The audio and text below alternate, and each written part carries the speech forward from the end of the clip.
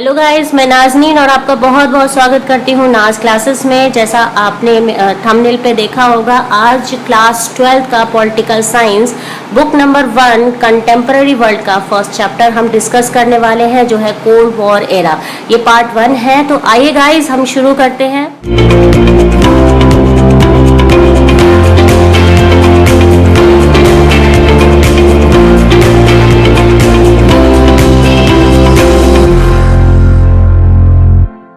तो गाइस, बात करते हैं इस वीडियो की। तो इस वीडियो में आप सबके लिए एक स्पेशल सरप्राइज है, जिसके बारे में हम आखिरी में बात करेंगे वीडियो के अंत में। तो बच्चों, हमारा पहला जो टॉपिक है वो है what is cold war, right. Cold war क्या है? यहाँ पे एक सिंपली सा आपका एक 1 मार्क्स में भी एक क्वेश्चन आता है कि what is cold war. The cold war was the war of the ideology. The US followed the ideology of liberal democracy and capitalism, while the USSR backed the ideology of socialism and communism.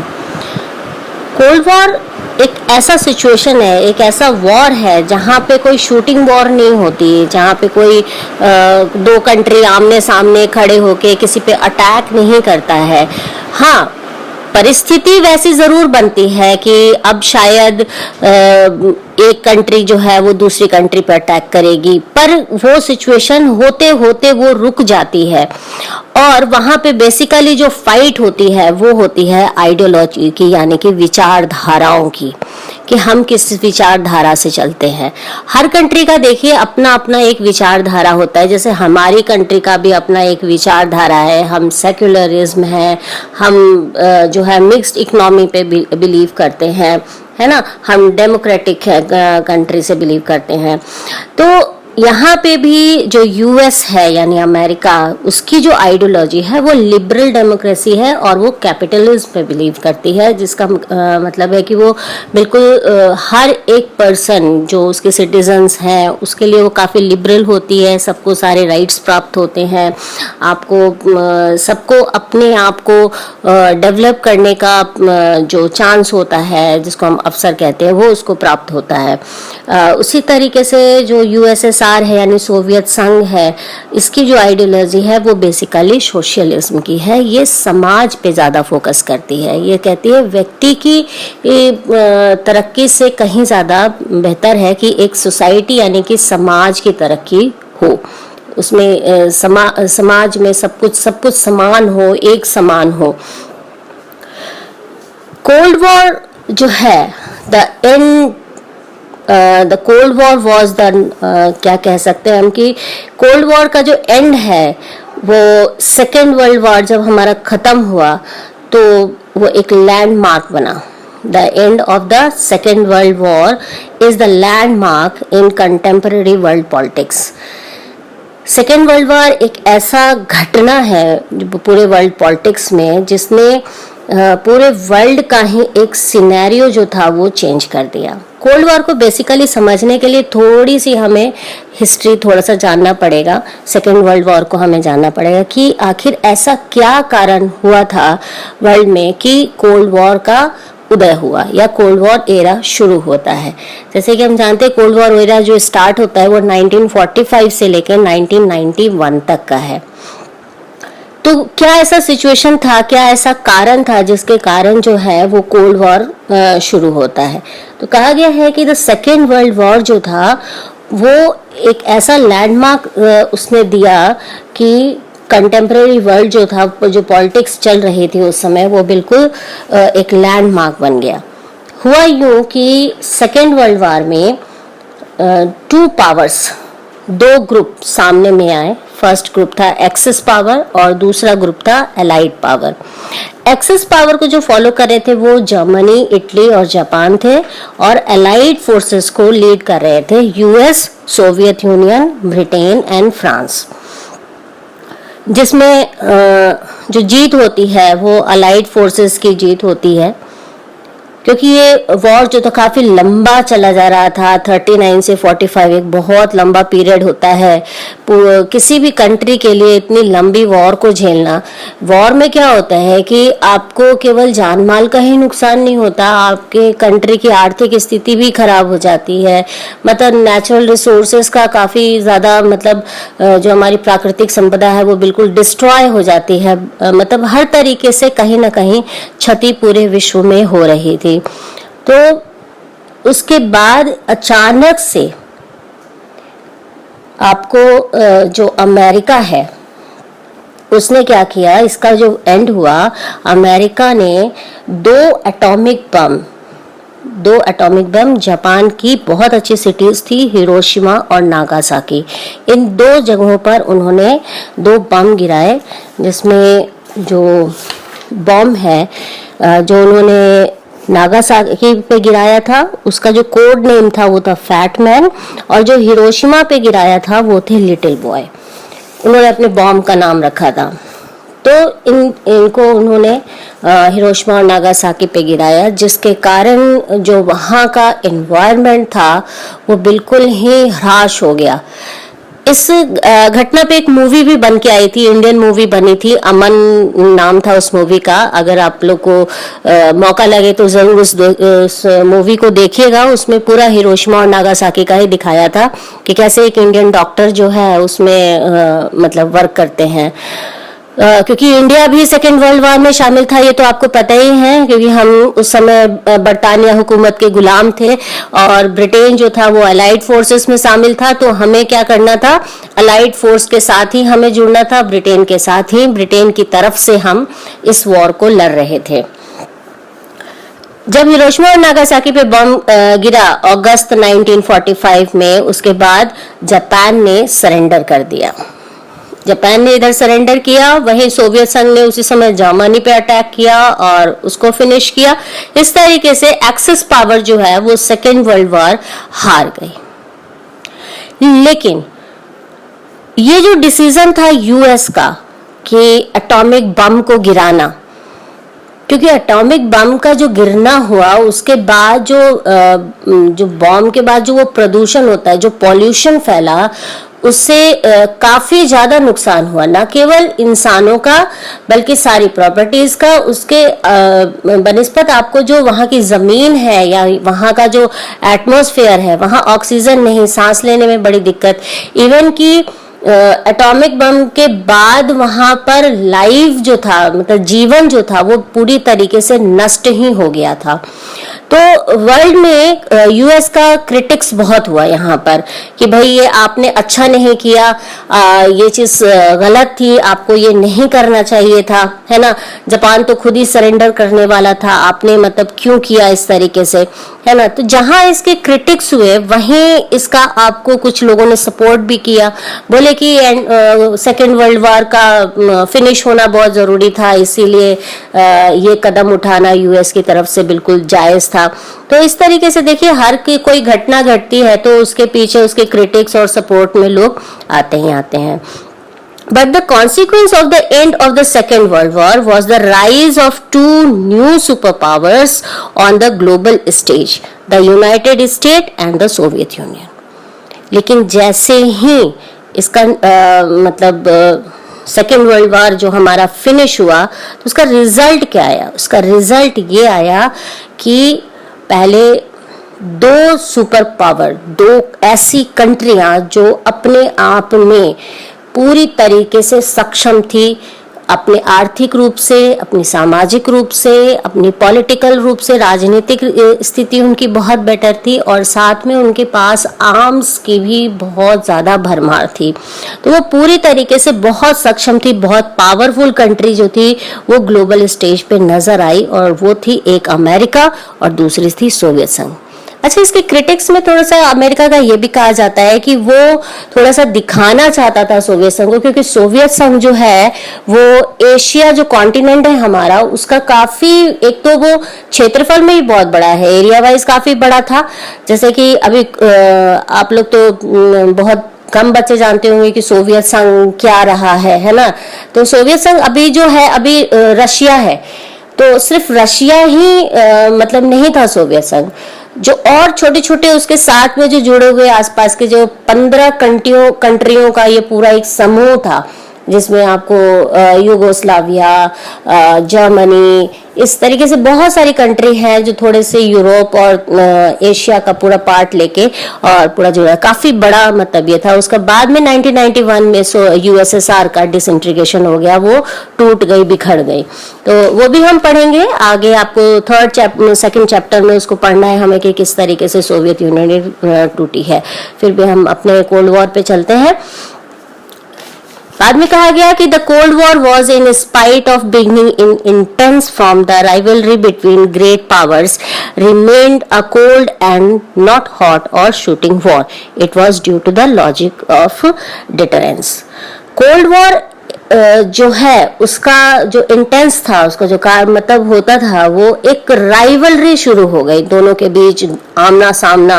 ऐसा आप लोग के साथ भी होता होगा, आपके घरों में भी होता होगा, आपके स्कूल कॉलेजेस तो नहीं कहूंगी अभी, कॉलेज जब आएगा तब होगा, आस पड़ोस सब में होता है ना कि हाँ जी मैं ज्यादा जानता हूँ, मैं I am the best, I am the best. तो यही वाली बात है कि यहाँ पे अमेरिका कह रही है कि आई एम द बेस्ट और सोवियत संघ कहता है कि आई एम द बेस्ट, है ना।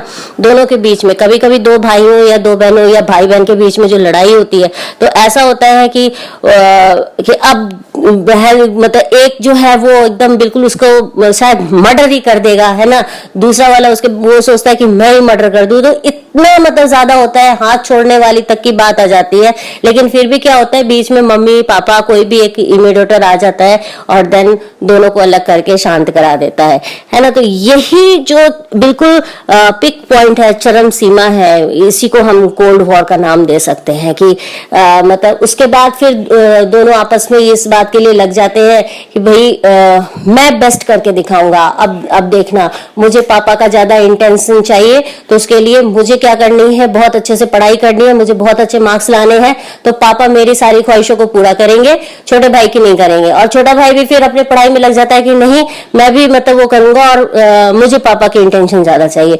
तो यही चीज होती है कोल्ड वॉर, ठीक है। इसको हम बेसिकली जो घरेलू भाषा में हम समझ सकते हैं, तो यही है logic of deterrence. Logic of deterrence means है कि when both side have a capacity to respond against on attack and to cause so much destruction that neither can afford the initiate war. I think समझ में आ गया होगा कि दोनों जो country है, बोथ साइड, दोनों जो कंट्री है उसके अंदर इतनी कैपेसिटी है कि वो एक दूसरे पे फुल फ्लेज अटैक कर सकती है। अगर आपने मेरे ऊपर एक मतलब बॉम्ब गिराया, न्यूक्लियर बॉम्ब, तो मैं आपके ऊपर 2 गिरा सकता हूँ, 2 क्या मैं 3 भी गिरा सकता हूँ। तो वो दोनों जानते हैं, दोनों कंट्री जानते हैं कि भाई सामने वाला है वो भी पावरफुल है, और सामने वाला कंट्री भी जानता है कि मेरे सामने जो कंट्री खड़ी है वो भी पावरफुल है ना। तो अगर हम दोनों कंट्री अगर आपस में लड़ेंगे तो देन उस समय वर्ल्ड का क्या मतलब नक्शा रहेगा। तो इस वजह से लगता है कि हाँ ये चीज होगा, होते होते वो चीज टल जाती है, वो चीज रुक जाती है। यही है logic of deterrence. The two superpower and their allies were expected to behave to rational और responsible actor। यहाँ पे जो 2 सुपर पावर थे और जो उनके अलाइज थे, अब क्या किया, जो हमारे ये 2 सुपर पावर और उनके जो अलाइज मीन्स जो उनको फॉलो करते थे, जो अदर कंट्रीज थी, छोटी कंट्री जो भी रही हो, जो कंट्री जिसके भी आइडियोलॉजी को फॉलो कर रही हो, जैसे कि ब्रिटेन है, ब्रिटेन जो है वो अमेरिका की आइडियोलॉजी को फॉलो करती है, तो वो उसके अलाइज हो गई, है ना। यूएसएसआर है, उसकी मतलब उसको जो फॉलो करता है तो वो उसकी अलाइज हो जाती है, मतलब जो जिसके अलाइज है। तो वो सारे क्या होते हैं, इस जो काफी रिस्पॉन्सिबल होते हैं यहाँ पे, क्योंकि ब्रिटेन भी जानता है कि अगर यूएस ने अगर जो अलाइज है वो समझती है इस बात को कि अगर अमेरिका और यूएसएसआर के बीच में अगर वॉर हो जाती है तो देन सारा वर्ल्ड ही का फिनिश हो जाएगा। तो वो अलाइज जो होती है ना, थोड़ा सा रोकथाम का या इमिडिएटर का काम करती है, अपनी रिस्पॉन्सिबिलिटी को वो समझती है और उसको देखती है। मगर ऐसा नहीं था। इस तरीके का जो कहते हैं ना कि वॉर होते होते कितनी बार ऐसा वर्ल्ड में रुका है ना। अब जैसे हमारे इंडिया और पाकिस्तान में भी अक्सर वॉर हुआ, किसी को पता है इंडिया और पाकिस्तान के बीच में कितनी बार वॉर हुई है? चलिए आप इसको सोचिएगा कि और अपने नॉलेज के लिए रखिएगा कि इंडिया और पाकिस्तान के बीच में कितनी बार वॉर हुई है ना, और उसका नतीजा भी क्या निकला है ना। तो उससे आपको थोड़ा सा ये कोल्ड वॉर जो है ना समझ में आ जाएगा। फिर मैं बता दूं कि जितनी बार भी वॉर हुई है तो वो बिल्कुल ऐसा नहीं कि हाँ हमने बिल्कुल पाकिस्तान को मतलब खत्म कर दिया या कुछ कर दिया। कुछ ना कुछ ऐसा हुआ बीच में कि मीडिएटर आया ही और उसकी वजह से किसी एक को पीछे हटना पड़ा, और किसी एक में से कौन था? वो हर बार पाकिस्तानी था। जाहिर सी बात है कि गलती उसने की है और तो खामियाजा भी वही भुगतेगा, हम थोड़ी भुगतेंगे, है कि नहीं? क्योंकि वो हमारी पीठ पे बार बार वार करता है, हम तो नहीं करते उसके ऊपर। तो इस तरीके से बहुत सारी ऐसी कुछ ना कुछ घटनाएं जो है हर समय घटती गई हैं, जो हर बार वर्ल्ड के स्टेज पे ये नजर आया कि शायद अब जो है वो थर्ड वर्ल्ड वॉर हो जाएगा, अब जो है फिर वापस से शूटिंग वॉर होगा, वापस से शूटिंग वॉर होगा। इस तरीके का माहौल क्रिएट हो जाता था, बट ऐसा नहीं हुआ। उसी में से एक बहुत ही इंपॉर्टेंट जो है वो घटना घटी थी, Cuban missile crisis. Right, Cuban missile crisis अपने आप में हम कह सकते हैं कि ये एक ऐसी घटना थी जो मतलब जिसको हम चरम बिंदु कहते हैं ना, वो चरम बिंदु थी बिल्कुल, कि भाई अब तो लग रहा था कि बिल्कुल होना ही होना है वॉर, बट वो नहीं हो पाया, थैंक्स टू गॉड या थैंक्स टू दिस एलाइज कि हाँ वो नहीं हो पाया। एक्चुअली पहले अब हम समझते हैं कि क्यूबा क्या है, क्यूबन मिसाइल क्या है। क्यूबन यानी क्यूबा। आप लोग को वर्ल्ड मैप तो ध्यान में ही होगा, और थोड़ा सा देखिए आपकी बुक में भी वो मैप दिया हुआ है ना। क्यूबा जो है एक बहुत छोटा सा द्वीप है, एक आइलैंड है, बहुत सारे ग्रुप्स ऑफ आइलैंड है, जो कि आपको बिल्कुल जस्ट अमेरिका के पास है। राइट, अमेरिका बिल्कुल अमेरिका के लगे हुए। हम कह सकते हैं कि क्यूबा और अमेरिका का जमीनी संबंध बहुत है ना। दोनों के लैंड जो है वो आपस में मिलते जुलते, जैसे कि इंडिया और श्रीलंका के, ठीक है, उसी तरीके से। लेकिन उनके जमीनी संबंध है, लेकिन उनकी आइडियोलॉजी जो है वो मैच नहीं करती। क्यूबा जो है वो फॉलो करता था यूएसएसआर को।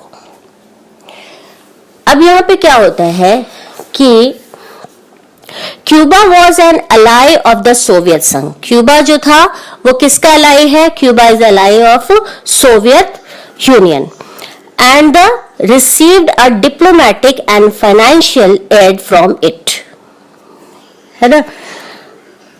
In April 1961, leaders of USSR were worried that the United States of America would invade communist-ruled Cuba and overthrow its president Fidel Castro.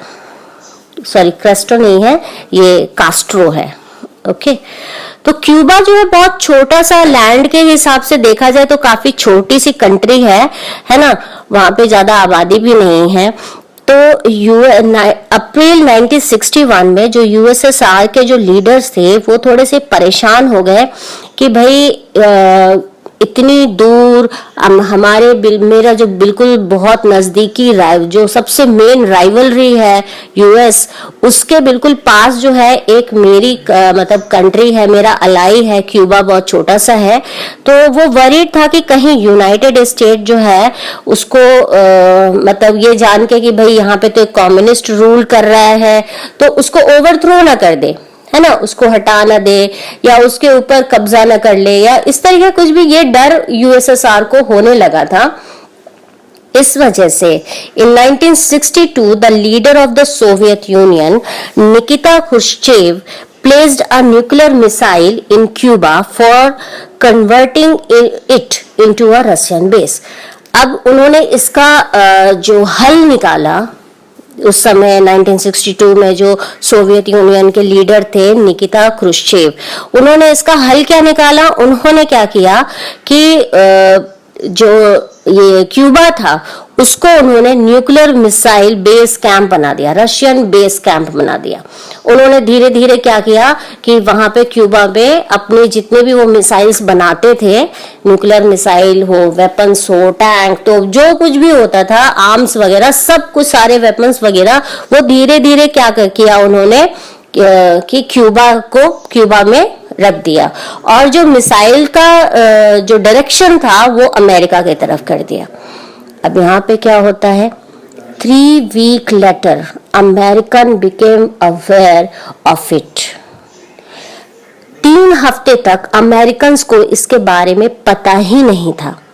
The US President John F. Kennedy and his advisor tried to find a solution to avoid full-scale nuclear war।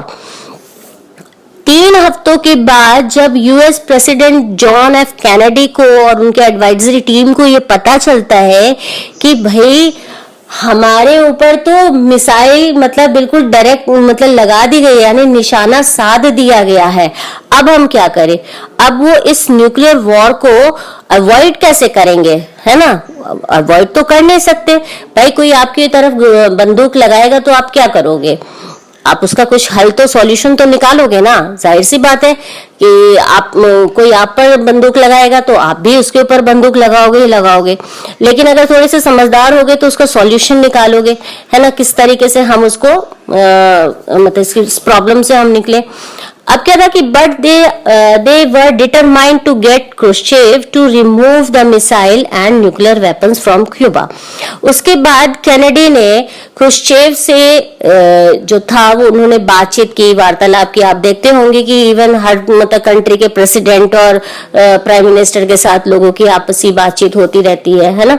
तो उसी तरीके से Kennedy ने भी Khrushchev से बातचीत की और कहा कि आप जो अपने न्यूक्लियर मिसाइल्स और वेपन्स जो क्यूबा में लगाए हैं आप उसको रिमूव करिए, यहाँ से हटाइए। बट जो है उन्होंने हटाया नहीं, रशिया जो थी क्रुश्चेव ने उसको हटाया नहीं, यूएसएसआर ने। तो then Kennedy ordered American warship to interrupt any Soviet ship heading to Cuba as a way of warning the USSR.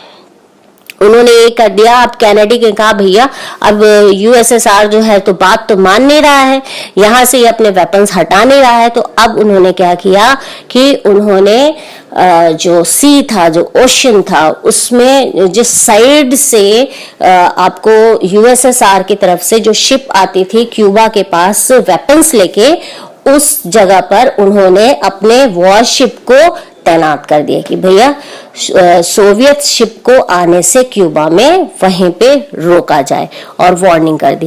तो this clash between the USA and the USSR came to be known as the Cuban missile crisis. It made the whole nervous. तो यही जो situation थी, यही जो point था कि भाई क्यूबा में मिसाइल जो है वो अमेरिका की तरफ थी, और अमेरिका ने क्या किया, जितने भी सोवियत शिप जिस रास्ते से आ रही थी वहां पे उसने अपनी वॉरशिप लगा दी ताकि अब कोई सोवियत यूनियन की जो शिप है वो इस तरफ ना आ सके। तो ये जो बिल्कुल पिक पॉइंट था, इसी को क्यूबन मिसाइल क्राइसिस कहते हैं। The Cuban Missile Crisis was a high point which came to be known as the Cold War। यही जो था ये कोल्ड वॉर का सबसे हाई पॉइंट था। It referred to the competition, the tension and the series of the confrontation between the United States and Soviet Union। ये जो चीज थी यही रेफर कर रही थी, ये चीज यहाँ पे दिखा रही थी दोनों के अंदर की कंपटीशन की जो भावना थी, जो वो टेंशन जो थी पूरे वर्ल्ड में, जो कंपटीशन वो दिखा रहे थे कि भाई तेरे पास एक न्यूक्लियर बॉम्ब है तो मेरे पास 2 है, मेरे पास 4 है। तो मतलब इन्होंने नासा बनाया, नासा से इन्होंने चांद पे पहुंच गए, तो यूएसएसआर ने कुछ और उन्होंने भी अपना स्पेस सेंटर बनाया, वहां से वो भेजे।